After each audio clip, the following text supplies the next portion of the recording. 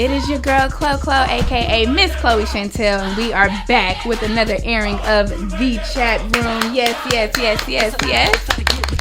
I am here with a special guest, one of my favorite comedians and the most sexiest, beautiful, gorgeous woman of comedy, Miss Heather Hatton. How are you doing today? Thank you. I'm doing good. How are you? I'm doing pretty good. It's Monday.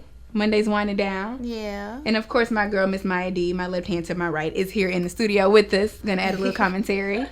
So, Miss Heather, tell us how you got started with comedy and things of that nature. I actually got started because a good friend of mine, he's actually an entertainment attorney. His name is John Childs. Okay. And, we've been friends for a long time. And so I used to he's actually like my best friend. So I'll just call and just be talking to him. I'll just be talking crazy. And he was like, "You are so funny." And I'm like, "What are you talking about?" Like, I could be in the middle of saying something one of them bad kids did or something. And he was like, "It's just your delivery that makes it funny." Mm. And so I was like, "Okay, fine, whatever." And then so he said, "Well, they have open mic at Times Square," which is where like Steve Harvey and Rashawn McDonald and all of them started. And it's here in Houston. Okay. And he was like, "Well, you ought to go to Times Square and do open mic." And I was like, "Okay, fine, whatever." So I actually went and I did it. And it's been a green light ever since. Took off ever since then. Yeah, the crowd received me well. And because when I perform, I don't tell a joke.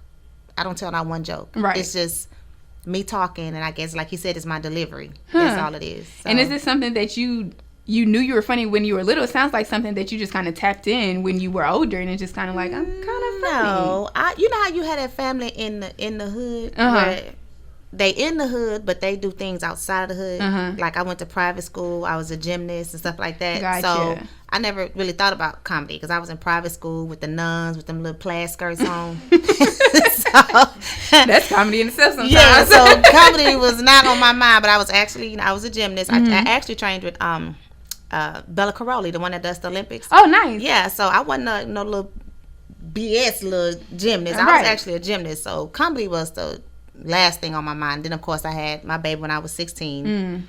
So now that's when I went from private school to public school. So that's what that public school get you right there. Don't it though? That's the public school get you right there. Had a whole baby. It's funny, they always say private school is worse than public school. No, you're a little bit more mischievous in private school. So it's the other way around. It's the other way around. Well, because I was in private school, I was so restricted. So I didn't know what freedom was. Until you got to public school. Until I got to public school. And yes, I went to all girls school too. Oh. Baby, I got to be around the boys. Oh. Then I had my baby.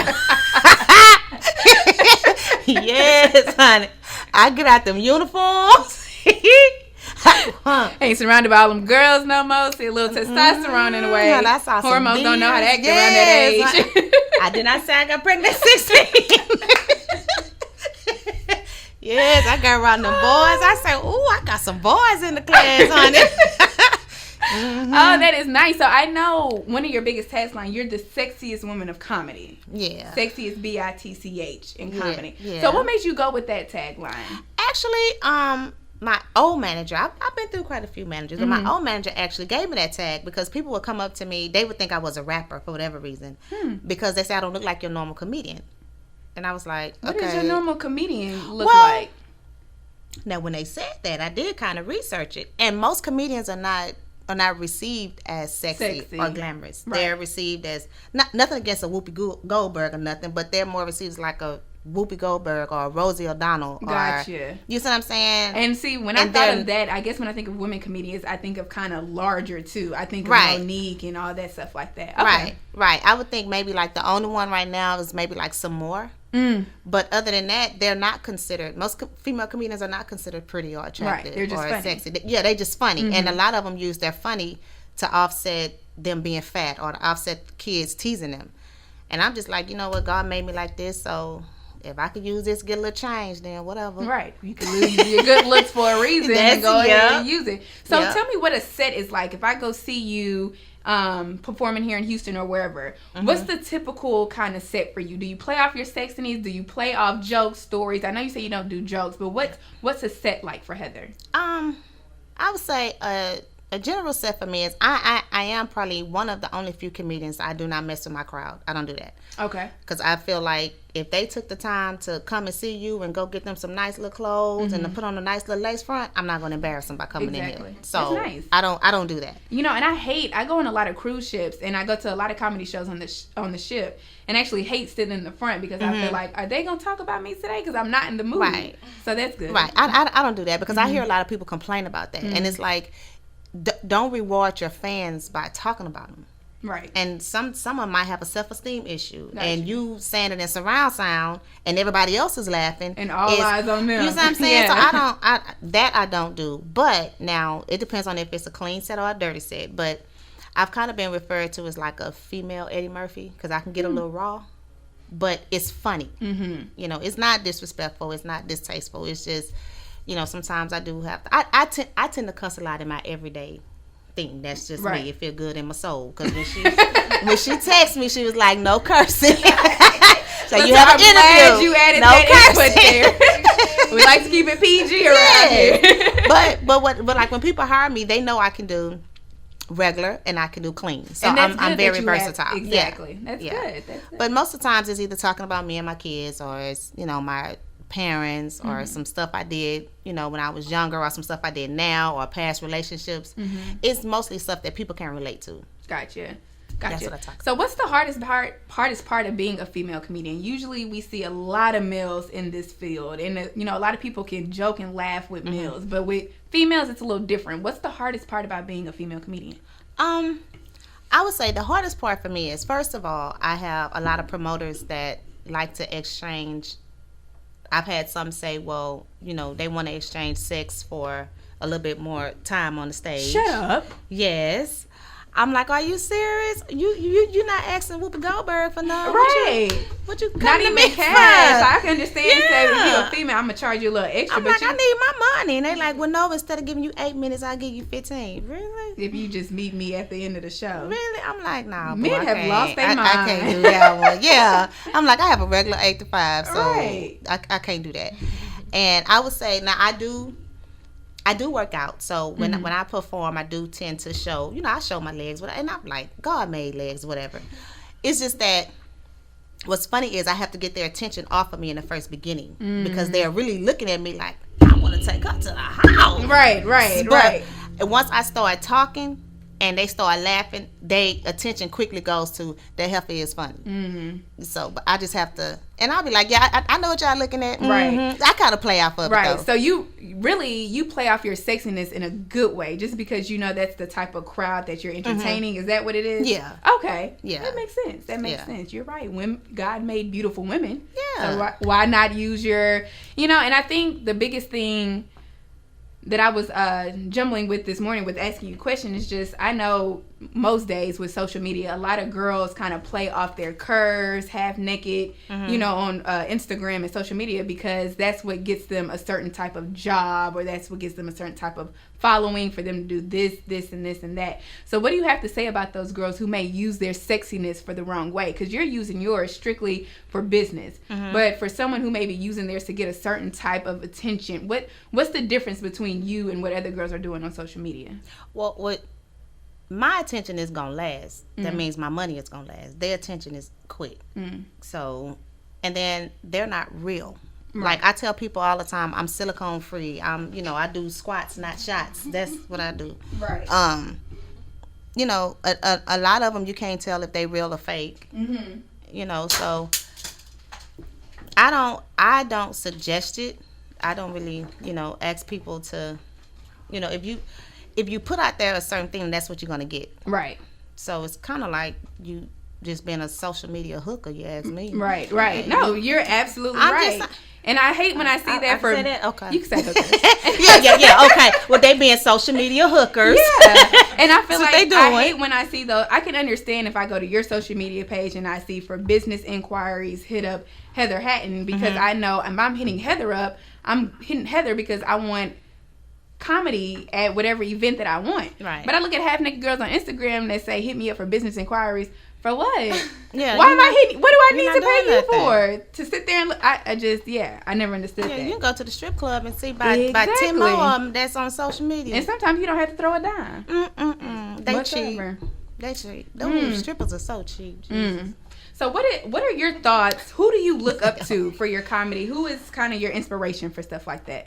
You know what is so funny? Because every time people ask me that, they just get blown away by what I say. Because I actually like LaWanda Page. She was, the lady on Red Fox. Yes. Fish Eye Food. Yes. A lot of people don't know that's her real name. But that's her real name, LaWanda Page.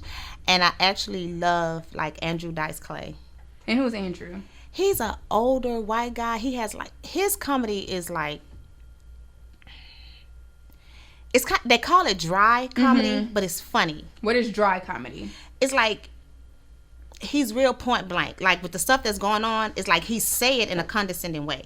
Gotcha. But it's sometimes if you too soft, you can't listen to him. If you take everything in the world serious, he's not the person for you. Right. But if you're a person that literally has a sense of humor, then he's the person that for can you. laugh about certain topics. And Gotcha. Because I like him.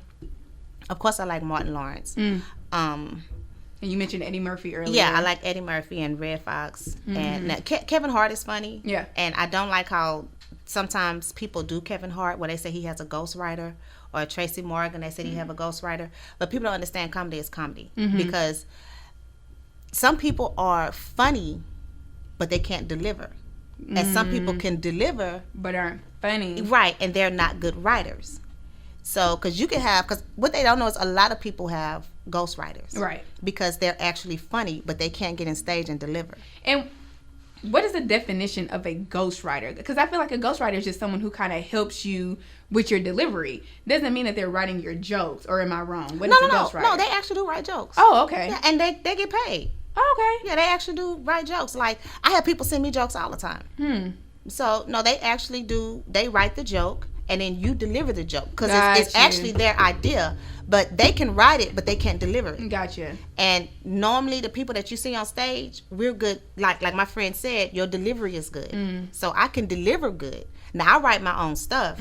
But 9 times out of 10, a ghostwriter is somebody who does actually write your jokes. But you just deliver it. So what does that pay look like? For a ghostwriter? Oh, they get paid well. Do they get paid because more it's than their idea? Do they get paid more than the person on stage? No, they don't get paid more than the person on stage, but they do get paid well. I say people slide me jokes all the time. Some of them are funny, and I'm like, okay, yeah, you got me on that one. I got to use that one, but no, they get paid very well. How do you? Is it like a? She's asking because she's intrigued now because she's about to become a ghostwriter. That's exactly what Maya wants to do. I'm gonna let her finish her question. You know me so well. I'm always looking for another. Baby, she done chimed in, honey. You see, she was quiet. She wasn't paying attention to nothing until we started talking about 500 word limit. You know what I'm saying? How do you She was quiet this whole interview until you brought up another potential that she could move on. Go ahead, Maya. Figure it out, Maya. I was listening. I was enjoying the comedy. I'm just wondering, you know. So I mean, well.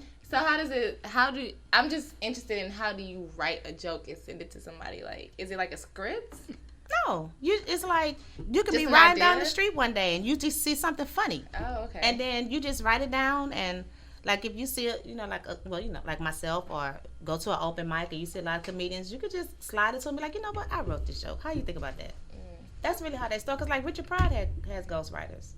What is the dumbest joke you've ever got sent to? Because when I think of ghostwriters and sending someone a joke, I think of this cool knock joke that I might have thought of when I was sitting at work. What's the dumbest joke anyone has ever You know what's so funny? A lot of people don't send me jokes because they know I don't do them. They actually send me like real life stories. Stuff. Gotcha. Yeah, because like I don't really do. I think jokes are corny because I've never really just had one that just made me just tumble over and laugh. So they actually send me like stories. Gotcha. Yeah. Is there any stupid stories anyone sent you? Like, what was you thinking? Has there just been some off the wall? No. So there's some pretty good ghostwriters out there. Yeah, huh? they are. Because I told them, when I get to the point when I get on tour, it's 3 of them that send me their stuff, and it's actually funny. And I say, oh, okay. So I got my little tablet with their little notes right there. Yeah, they're actually funny. Nice. But people know they have to come at me with funny stuff, though, because I write my own stuff, and I'm funny. So you can't be less funny than me, then I'm doing what I need you for. Right. Yeah. Huh. So what are your thoughts on Bill Cosby? Everything going on with Mr. Cosby. I think they lying. You think so? They lying. Let me tell you what, because it's over, how many girls? About 50, 70 girls. And so I would think not all of y'all are telling the truth, but when it comes to 50 and 70, one of y'all have to be serious. I give one. Now, I'm not going to say he ain't have his hand in the cookie jar. Exactly. I ain't going to say that. Mm-hmm. But what I am going to say is, if you supposed to be drugged up, how all of a sudden you remember something 30 years later? And my issue with this is just... I don't understand. Yeah, I completely understand. And my you issue smoke with some weed and don't know what you did yesterday. So how you coming back 30 years later? 30 years later. I remember when Cosby. What's that one that had all that plastic surgery? Janice Dickinson. Janice Dickinson. Don't nobody want her. I think she did just hop on the bandwagon. Yeah, she did. I think a lot of them did. But what kills me with it is just like, why try to ruin this man's legacy when he's on his last breath? And I think that's what it is. I think is evil what they're doing. I think it's very demonic, and I don't think none of them are going to be blessed for that, because it's like, if he did do it, why are you coming back so many years later? And then the key word is you were drugged. Like, you drugged. How do you know? Now, you might have said, okay, well, he was the last person I was with. Mm-hmm. But then my thing is, I mean, my normal job is I'm an auditor. That's my normal job. Right. So, like, y'all got a rape kit somewhere, don't nobody know about it. Mm-hmm. You know what I'm saying? You saved some sheets. Mm-hmm.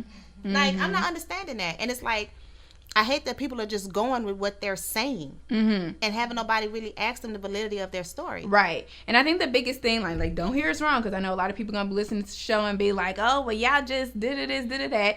The thing is that Bill Cosby has admitted once or twice that he has drugged a couple of women and, you know, did some things. But he's admitted to those things. And I feel like, why else would he have to lie? I've already admitted to my past mistakes. Right. So what more do you guys want me to say coming out 30 years later? What more do you guys want for Bill Cosby to do?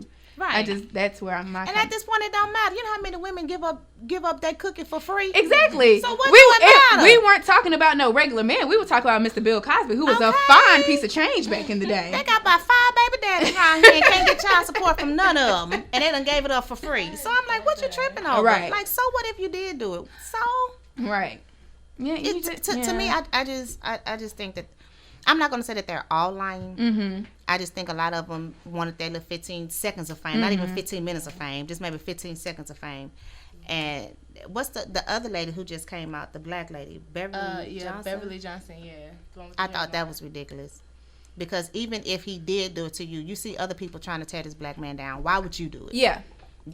I wasn't feeling her for that. Right. And I work in the media, and after the 10th girl, I'd have kind of been like, okay, y'all, we need to stop running this story. It's getting a little ridiculous. It's ridiculous. We get to 50 and it's just like Time. I remember Time magazine made that whole spread with all the women and their headshots. Yeah. I'm like, what is this? Right. And everybody has a headshot. Right. And like I said, like, nobody has never really asked the validity of their stories. Mm-hmm. It's just like they all just got together and said, okay, we're just going to lie on Bill Cosby, and we know the media is dumb enough to believe it because they have proven him to be right. And then after 30 years later, who cares about the validity of the story? Okay. It's just like, where were you 30 years ago when it happened? Everybody finna get their AARP card, honey. They too old. Don't nobody even care no more. Like, bye, girl. Like, y'all don't even look the same no more. Right. Like, y'all not even sexy no more. Bill Cosby don't even remember you. He is happily married. I'm like, why ruin this man's marriage? And one of his eyes has done got kind of I know, so poor Bill. He don't even know no more. He don't recognize nobody no more. Poor Bill. I just feel so bad for him sometimes, but I see him walking to the courthouse with the cane and a sweater. Right. Like, the great ensemble. Yeah, he's on his last leg, and I just feel so bad for him. They should really leave and that man alone. They've taken, Bill Cosby show off the air. They're trying to remove his star, and it's just like, now you're not only hurting Bill Cosby, but you hurting Lil Rudy and everybody else who was a part of that brand, and it's just kind of like. But you know what? The big thing about this is that everybody know that the media is so stupid that they'll believe anything somebody tell them without validating. Yeah, and that's exactly what was done. A story. They just took it and ran with it, and having nobody ever came and said, well, you know what, we did check, she did file a rape kit, they had a rape kit from 75, having nobody check that. But they know that if you just call the media with a celebrity name, that the media is so stupid that they would actually just run with. And that's exactly what they did. Right. Not to say that the man is innocent. I'm pretty sure he's not an angel. Right. But all these women, please. And I kind of feel like, how much, for them to be silent for so long, how much do you think Bill Cosby was paying them off to be silent? Or even if he was paying them at all? Were a couple of girls getting paid, Maya, to be quiet? I think he did. I think one girl might have got a settlement. Well, he need to ask for his money back. I agree. I'm like, y'all done broke contract. I want all my change with interest. Helpful. Line. I want all my money back. I sure would. Oh, that's so awesome. Okay, so what are your thoughts on this new age comedy? Kind of like the Kevin Hart and the Wayans brothers type of thing, because I know a lot of the comedians that you kind of mentioned are kind of like old school, the Eddie Murphys and things of that nature. So what do you feel about Kevin Hart and the Wayans brothers? Like the Instagram and Vine. The Instagram and the Vine comedians who are getting hot just like that. What do you think about that? I think Kevin Hart is funny. Mm-hmm. I think he's very funny. Some comedians I think are more funnier in movies than they are on stage. Mm-hmm. Like Day Day. What's his real name? D-Ray? Mike Epps. Mike Epps. To me, D-Ray? Yeah. To me, he's funnier in movies than he is on stage. Because it don't matter what movie he's in, he'll still the scene. Mm-hmm. He's funnier in movies than he is on stage. And now D-Ray is funny. Mm-hmm. But some of these like The Rock. What's one of not Chris Rock, but the brother? Oh, Tony? Like Tony Rock. Oh yeah. Yeah. I think a lot of them. Because I like Eddie Murphy. Mm-hmm. And Eddie Murphy is hilarious to me. On stage and in movies, in my opinion. Yeah. Right. And so that's rare when you can be funny on stage and in movies. Like Kevin Hart is funny on stage and in movies. Mm-hmm. So I think that's a very, very good gift when you can have both. Some of these comedians now don't have that gift. Mm-hmm. As a comedian, should you be shooting for that, or should you kind of stick with what you know? If that's not your niche. If that's not your niche, no. Mm-hmm. If your niche is delivering on stage, then deliver on stage. And that's it. Yeah, but if you are that rarity and God has extremely blessed you, then yeah, do both.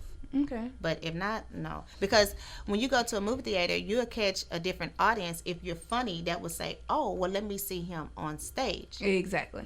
But then you'll see people where they see him on stage, and then they'll say, well, let me go to one of his movies, and then he's not too funny in the movies. Okay, now you done lost them both. Mm-hmm.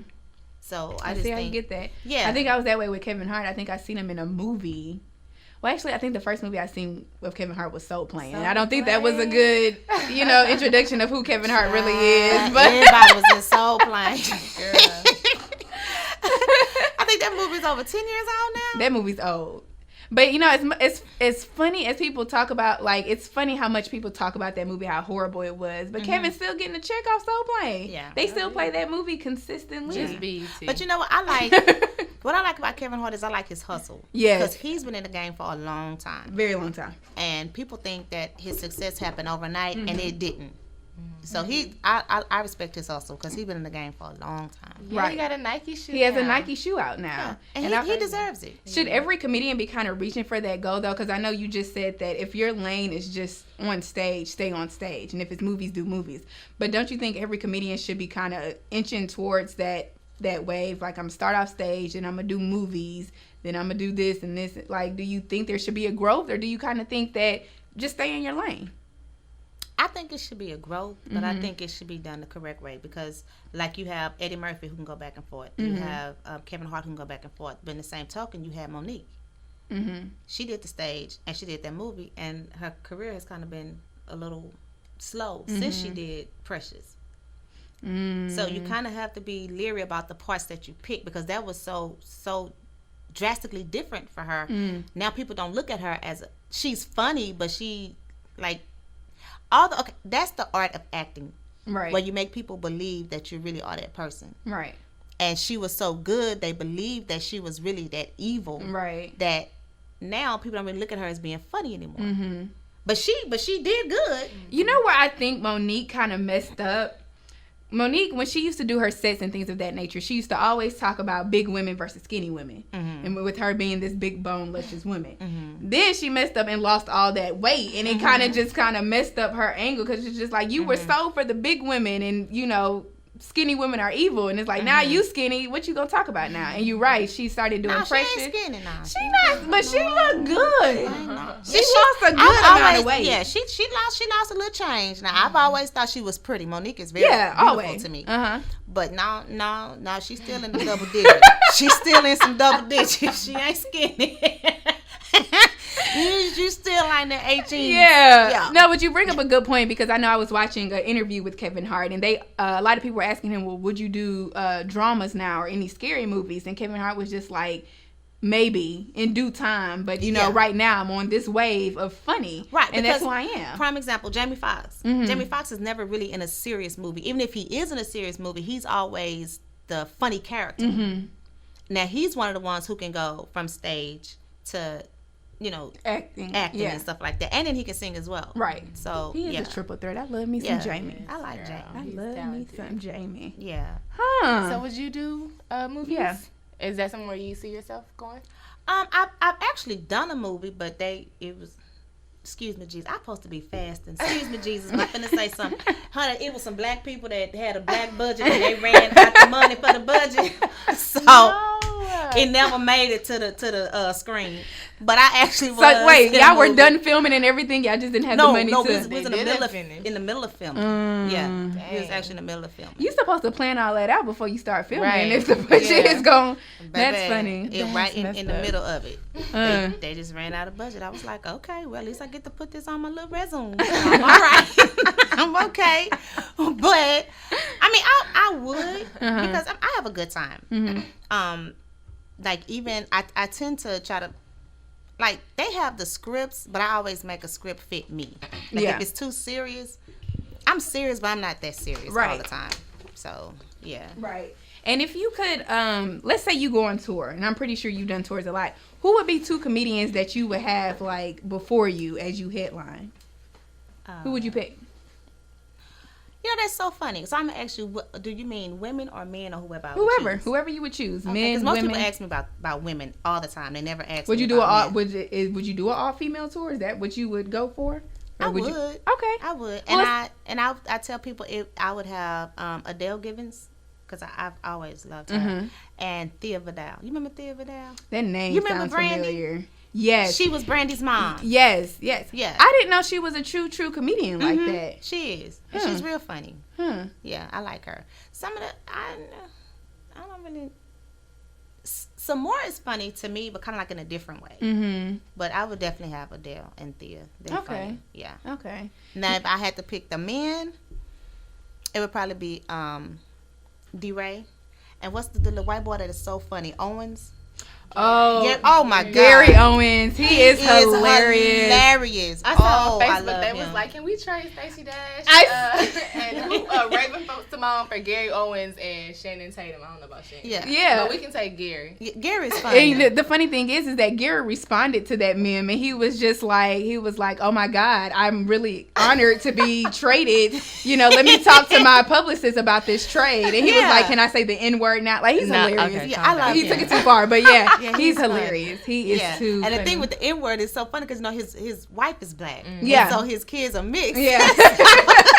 He said everybody around the house get to say the N-word, but he can't. He is so funny. I like him. So if I had to have 2 people in front of me, and I come out in front of them, and I just sit and watch them laugh. It'll be DeRay and Gary Owens. They are so funny. How do you think? Because do you think you've, as a comedian in this stage of your life, do you think you have crossed over into like a different crowd, a Caucasian or anything like that? Because, you know, Gary Owens, he's crossed over. He's probably loved by Caucasian and African Americans. Same with Kevin Hart. Do you kind of feel like you've reached that point in your career where you've kind of crossed over? And if you haven't, what do you think you need to do to?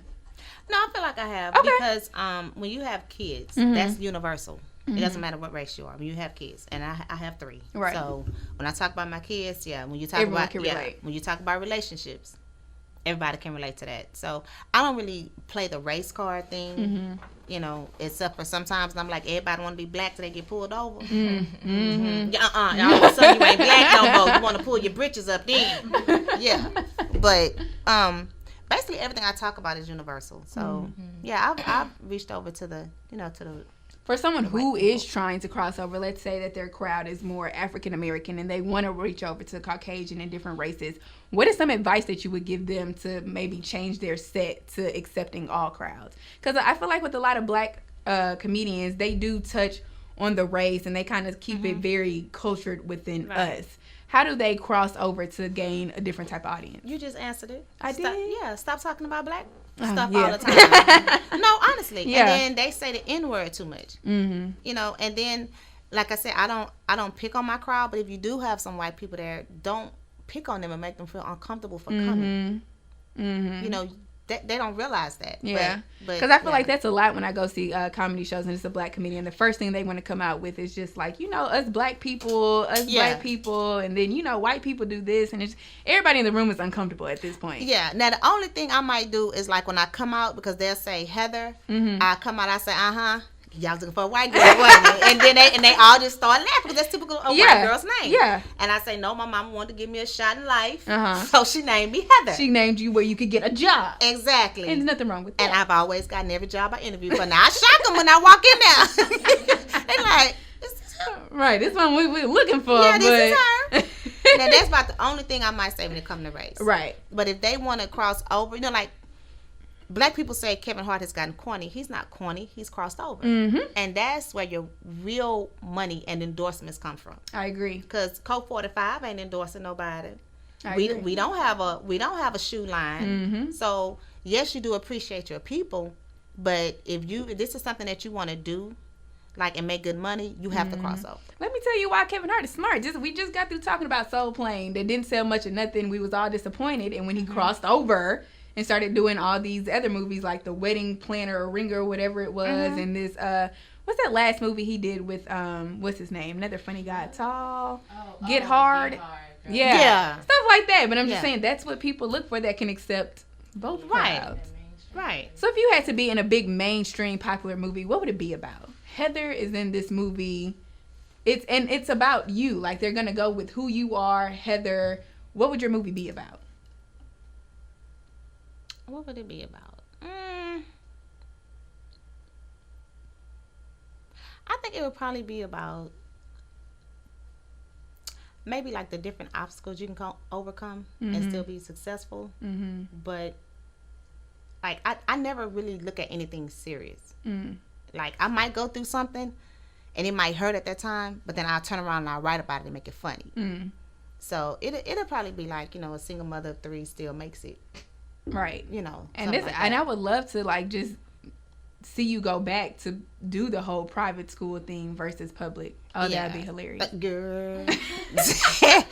that right there within itself, honey. Girl. I promise they always said private schools make kids worse because they're so sheltered. Cocaine, Maya? That's what they do in private school? Girls and drinking and They stuff. did drugs and stuff in private school? Oh, they do the narcotic now. Oh, they do that. But see, that's the thing. Like you said, you got to public school and got worse. But I feel like private school that's because I never did drugs or anything. 'Cause I was always an athlete. I ran track and stuff like that. So I never did drugs. And I'm too vain. I don't like nothing that's gonna mess me up. I agree. But now in private school, I did learn a lot because you in a whole nother different lifestyle, financial class. That them blonde girls, they take that blonde hair serious. It's not a joke around here, baby. It's not a joke. We was in the locker room, and they was like, Heather, do you know how you could tell a real blonde from a fake blonde? I'm like, no. They like, look at her rug. I say, what? They say, look at her rug. If her rug is not blonde, then she's not a real blonde. I'm like, what are you talking about? Look between her legs. I say, girl, you done lost your mind. I said, are you serious? I said, y'all go that far? So while they in the locker rooms getting changed for PE or something, Baby, they look at pubic hair. They trying to see if they're a real blonde or not. And then like told me they have, like if they have blonde eyebrows and eyelashes, that mean they're a real blonde. What does it matter if you're a real blonde or a fake blonde? That is serious in that It's like world. a sorority. Yes. It's like, well, look at her rug. I'm not gonna look at that girl twat. What is wrong with you? Well, that's how you can tell it. And I was like, wow, y'all are serious. Right. Was there a lot of African Americans at your private school? No. How was that, though? How was that being like a little speckled pepper and a lot of... It was actually funny. I can imagine. It was actually funny. Now, I was a little different because I'm not Catholic. I'm Baptist. So when what's that Good Friday, Ash Friday, and all you can have is fish. Baby, I used to tear them up in that cafeteria. I'm like, look, I need more than fish. And don't be putting that little cross on my head. I go to Brentwood Baptist Church. We eat on Friday. So they ain't like me to come in the cafeteria on Friday, but they was different. It was different. Because actually, me and my best friend went, and it was probably maybe like 10 more other black girls there. I went to Corner Word Academy. It's an all-girls school. Here in downtown. Houston? Okay. So what high school, public school did you end up going to? Madison. Ooh. Baby, right in That's the why. hood, That explains a lot. Right You in the hood. If you would have explained that in the beginning, I would have understood. Yes, I went straight from private school because I got put out because I kept cutting my skirt. A little it was getting shorter. Oh, you was already mischievous before you went to public school, right? She was plotting. I kept cutting that skirt.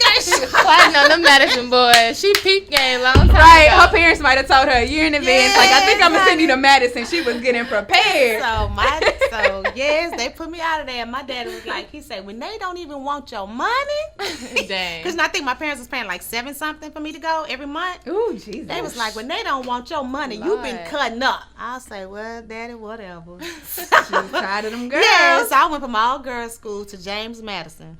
Enough shit. That's enough said right there. Baby, they wasn't going to class. I said, you can skip? What? You can't, but you can. They don't come look for you? Girl, we used to try to skip in that bathroom in that little private school. Them nuns come right up in there. Come on. Because that's all you can go is the Right. bathroom. That's it. So we was like, what's the point of skipping in the bathroom? You're right. So we just had to go to class. But in Madison, you could walk out. Girl, they don't come look for you nothing. Go They to the don't gas call your station. mama. They ready for you to go. Eh? Right.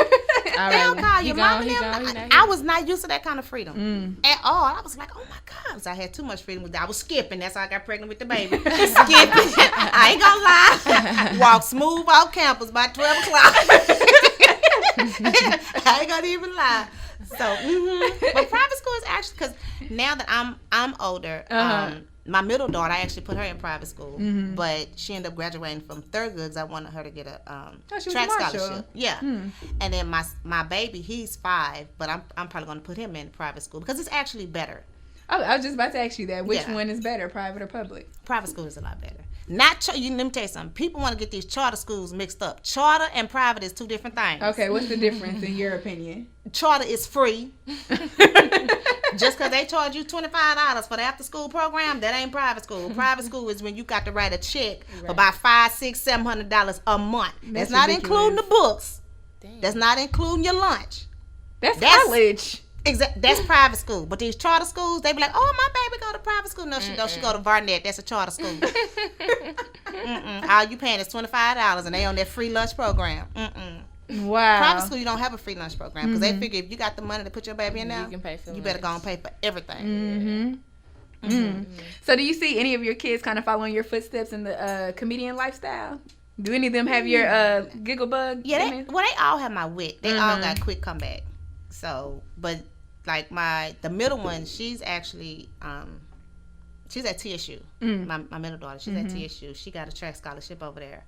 And then my oldest one, she just had a baby, so she's trying to decide what it is she want to do. And then my son, he just told me he wanted to. We're a track family, so because I actually had a track scholarship till I got pregnant and messed that all off. So that's how we believe in paying for college. Like, you gonna do something, Right? You gonna help mama out. Matters if mama make the money or not. You finna find whatever gift God gave you, and you finna pay for school. Yeah. Because my oldest one, she went to TSU. Because like I said, I used to be a gymnast, so I taught my kids how to tumble. And she actually got a cheerleading scholarship because she knew how to tumble. And that's rare amongst HBU colleges because most black girls don't know how to tumble. No. My name Cheerleaders is Tasha. are just pretty. Yeah. And I could do the split and rock it. Wow. But when you go to an HBU and you can actually tumble like a gymnast, they pay you. Right. So my oldest and then one of her friends, I actually trained both of them, and they got a track scholarship. a cheerleading scholarship to TSU. And then my middle daughter, she ran track for like almost 10 years, so she got a full ride to TSU. Nice. So yeah, I believe in you gonna do something. I don't blame you. I feel like when your child is out the womb, you immediately start finding their gifts because it's just like you gonna play on that one until we fit. Yeah. Because like me and my sister, she used to swim. We both played piano. I played the violin. So my parents, like I say, you had that one family that's in the hood, but they don't do nothing in the hood. That was us. Because I played the violin. I was a gymnast. I ran track. I played the piano. I went to recitals. All That's that kind smart. of stuff. You ain't letting your environment define you. Nah, my mom didn't play that. Right. And they stayed in the hood, so they could afford to send me, to Bella Smart. Caroli. That was $500 a month. To send me to private school, that was $700 a month. And to be honest with you, I do the same thing with my kids. Like, I live in the hood, but my kids go to private school. They get the best of everything, and that's because I don't believe in paying no outlandish house note. I don't believe in that. I was just gonna say $700 is like a. And that was a lot. That was a lot, yeah. and that was in the 80s. Yeah. So my parents was paying $700 in the 80s for me to go to school. That's a lot. My dad worked at Shell Oil Company, and my mom worked at Southwestern Bell. So what were their thoughts when they were paying that much money, then you go to public school and get pregnant? What was their thought process about that? They're just like, God, dog, if we would have waited just a little bit longer, what were their thoughts? The conversations. My dad, because I'm a daddy's girl, and that was the first time I ever saw my dad cry. Oh. Yeah, he was not happy. I can only imagine what was going through their head. Yes. My dad didn't talk to me for a long time. He didn't talk to me about nothing. I remember I was in the garage and I was getting some clothes out of the dryer, and he just came and he put his hands on his hips and he just shook his head, and that was it. Until I was in church, and they had altar call, and at our church, instead of walking up to the front, you get on your knees at your pew. Right. And I couldn't get up. I was like 6 months pregnant. I couldn't get up, so I said, Daddy, can you help me up? And so he just started laughing and he helped me up. Then we started talking every day after that, but he didn't talk to me for a long time. Wow. And then they gave me the option.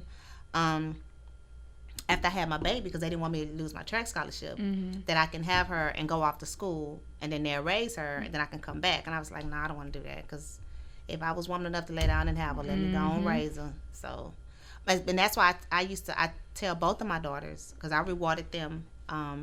If you graduate high school without a baby, still a virgin, I'll get you a car when you graduate. Because I know how hard it is to fight temptation. And my oldest daughter, she actually did it. So I got her a Forerunner, so she actually did it. The youngest one, she ain't had no baby though. That's what she was trying to. She's like, but Mama, I didn't have a baby.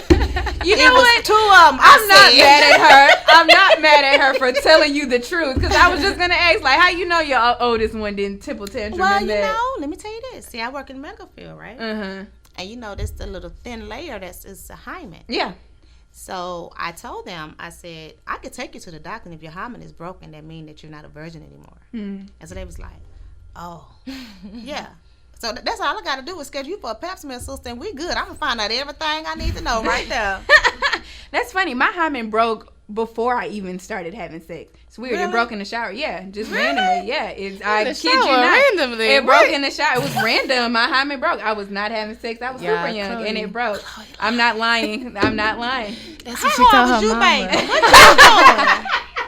What you doing with your towel down there? I was in the shower, and I just started bleeding, and I ran and told my mom because I thought I was coming into womanhood. And then she just told me, no, that's what it was. Yeah, it was random. Really? Yeah, it was random. I kid y'all not. It wasn't, I didn't start having sex I'm still a virgin. I'm just kidding. I'm not even going to lie. Well, I know how mine broke. I need no shower. Oh, this has been great. So tell us, where can we see Miss Heather Hatton in the future? Where are some shows that we can see her, some videos, Facebook, Instagram? Give us all that info. Okay, my Facebook is Real Heather Hatton. That's my Facebook fan page. My Instagram is Real Heather Hatton as well. Actually, I'm doing a seminar in February for kids. I do like a scholarship seminar where like I actually get the kids together and I get different colleges and I help them mail out their application to colleges. Nice. I actually, I subsidize their tutoring for ACT or SAT exam. What else? I actually talk to them about scholarships and how to obtain them or whatever. And, and let them know that you need to get off of social media, because before somebody actually offer you $50,000, they're going to look at your Snapchat, your Instagram, and they're going to see, are you worth it? Because a lot of kids, this one little guy, he went to Abilene Christian University, and he lets his mama manage his social media because, coaches look at that. Right. Because they look at your character. And so I try to teach them, y'all trying to fit in right now, but y'all not going to even know these people 5 years from now. So, and whatever you have to say, just say it to that person's face. Don't be smoking and stuff on there. Exactly. So I try to talk to them like that. I've been there, I've done that. I've actually helped kids get scholarships. So I'm telling you what I know, not what I heard. I'm telling you what I know. And all that activity y'all do on Facebook and Instagram, coaches look at that. And then a lot of times the coaches will tell you that because they know that our kids are so stupid that you send a friend request or a follower and it's really them following you. But they just want to get their numbers up, their likes up, their friends. You need to check and see first. So I'm actually doing that on the 6th. I actually have 2 studio albums that I've already done, so I'm just waiting to, drop those. Awesome. and I'm trying to schedule like a one-woman show. The world is waiting. We just waiting on you. Well, let us know. We checked with the people, and I don't know. I think that man don't like me. No, because every date I give him, he's like, no, we have somebody that day. We have somebody. So they always want to give me like a Wednesday or Thursday. I don't want a Wednesday or Thursday. I want like a Friday or a Saturday. When the devil trying to shut you down, we just got to find other options because the world is waiting for Heather. Yeah, because I emailed her last week. I was like, you know what? Maybe this is just not the right time. And I'm like I'm real spiritual. And like I say, right now I'm fasting. So I'm like, maybe it's just not the right time because I think we came in here with 2 different dates. And he was like, no, each time. So I was like, you know what? It's just not the right time, apparently. Right, and timing is everything. And I'm not tripping. Yeah. So I'm still going to do my little seminar. And as a matter of fact, she just got Miss Black America. She's going to be at the seminar, so she's going to talk to the kids as well. Mm-hmm. So, and it's a good thing for them to see positive black women. Right. You can see pretty women, and they not half naked. They not at the strip club twerking for $2. Exactly. You know, they actually are intelligent. They're smart. So, and the boys as well. Mm-hmm. So I'm actually doing that. So that's nice. Yeah. So and then you out here telling funny stories, you saving the children day by day. Yeah, like go to school. It is. I just hate to see when kids get stuck in Houston. Like God made so much more, and you just stuck here in Houston doing nothing. Right. And once you graduate, those years go by fast. Tell me about it. And you sit here and you're 25 and you haven't done nothing. Nothing. So I just try to inspire them and actually like sit down with them and we fill out the application. Like I bring the envelope, I give you the stamp. We finna mail this off. Stuff like that. Right. So it's no excuse, and I tell them about Jesus Christ. She getting phone calls left and right, yeah. Yeah, and I try to tell them about the ACT and the SAT, and find out whatever college you want to go to, do your research first and see what score you need first. And then I talk to the parents as well, because I don't know what's wrong with these parents now. They not parents no more. Like some of the kids, they say they only want to take the SAT one time. Why? You have up to 3 times to take it. Each time your score is going to get higher and higher. And then when you can't get accepted into the school, you and the parents looking stupid about the face. Right. Well, that's when you are the parent and you step in and say, no, if you have 2 more times, you're going to take this 2 more times. Right. But I only want to take it 1 time. In my house, that wasn't no option. You're going to take it 2 more times, and then what people don't know is the higher your score is, that's when you start going into an academic scholarship. You see, people don't know that.